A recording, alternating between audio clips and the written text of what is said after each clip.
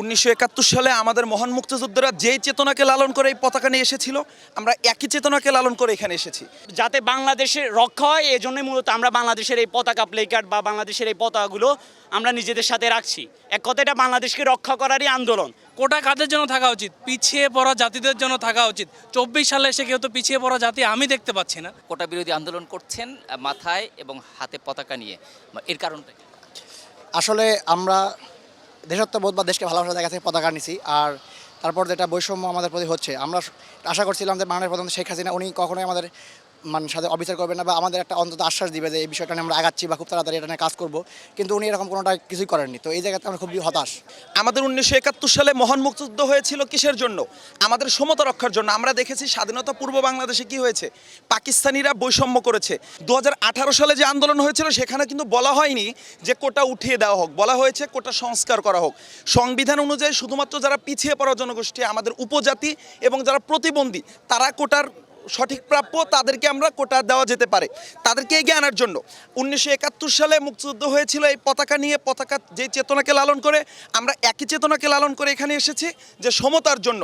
প্রথম শ্রেণীতে নিযুক্ত হবে, তাহলে বাংলাদেশের তো আর উন্নয়ন সম্ভব হবে না, ইভেন বাংলাদেশের পতনই হবে যখন অযোগ্যরা এই পদে যাবে।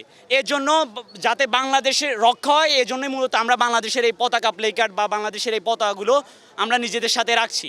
এক কথা, এটা বাংলাদেশকে রক্ষা করারই আন্দোলন। 1971 সালে আমরা কিসের জন্য যুদ্ধ করেছিলাম? বৈষম্যের জন্য যুদ্ধ করেছিলাম। তো আমরা এখন দেখতে পাচ্ছি 2024 সালে এসে আমাদেরকে 56% কোটা আমাদের উপর আরোপ করা হয়েছে।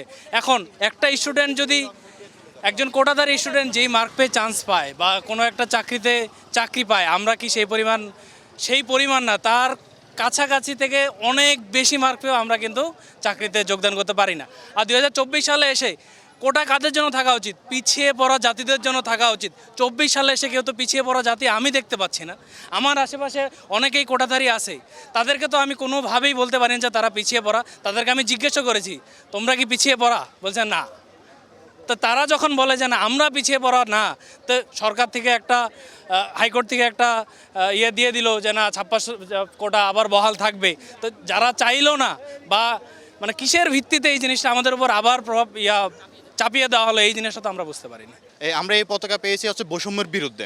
আমরা জানি পশ্চিম পাকিস্তানের যে বৈষম্য, সেই বৈষম্যের বিরুদ্ধে মূলত আমরা আন্দোলন করে স্বাধীনতার পক্ষেই কিন্তু আসছিলাম। বৈষম্যের বিরুদ্ধেই আন্দোলন করে আমরা স্বাধীনতা অর্জন করেছি। আজকে সেই বৈষম্য এখনো পর্যন্ত আবার সমাজ ব্যবস্থায় টিকিয়ে আছে। স্বাধীনতার পর থেকে আমরা কোটাকে দেখতে পাচ্ছি, এটা একটা সাধারণ মানুষের প্রতি বৈষম্য। সেই বৈষম্যের বিরুদ্ধে আমরা 1971 সালে স্বাধীনতা অর্জন করেছি। পুনরায় আমরা এই বৈষম্যকে সমাজ ব্যবস্থা থেকে হটিয়ে দেওয়ার জন্য পতাকা নিয়ে আন্দোলন করতেছি।